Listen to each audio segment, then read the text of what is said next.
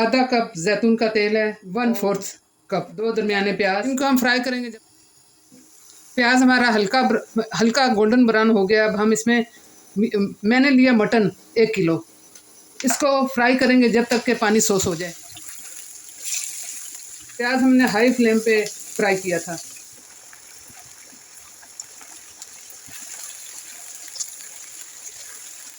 ये देखें पानी ड्राई हो चुका है, जितने जूसेस थे मीट में। अब मैं इसमें डालती हूँ 1 टीस्पून नमक, 1 टीस्पून होममेड बसार, 1/2 टीस्पून दरदरी मिर्च।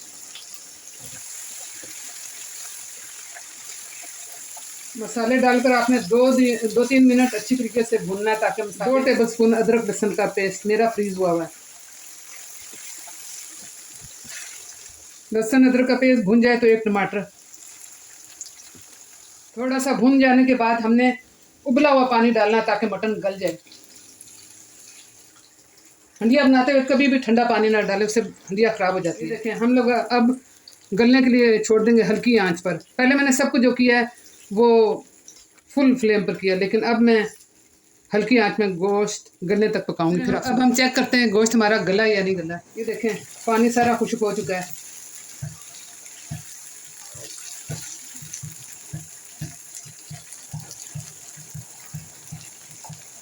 नाज़रीन गोश्त हमारा गल चुका है। अब हम इसको अच्छी तरीके से भून कर साग जो मैंने रखा है श्रिंक करने के लिए वो डालेंगे।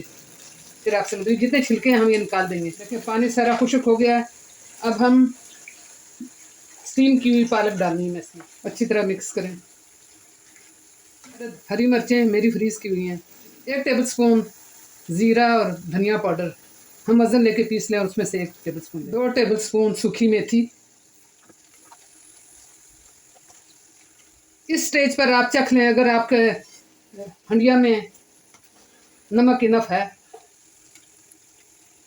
अब आपने ढक के 15 मिनट के लिए पकाना, फिर मैं आपसे मिलती हूँ हल्की आंच पर। बिल्कुल नाजरीन 15 मिनट गुजर चुके हैं, देखते हैं। अब पालक गल चुकी है, गोश्त हमारा गला हुआ है, और इससे ज़्यादा हमने पालक नहीं गलानी। थोड़ा सा हरा धनिया मैंने फ्रीज किया हुआ था। अच्छी तरह मिक्स करें। वीडियो लाइक करें तो फैमिली और फ्रेंड में ज़रूर। आई होप आपको मेरी ये रेसिपी में पसंद आएगी। 1 इंच अदरक का टुकड़ा जुलियन कट किया हुआ।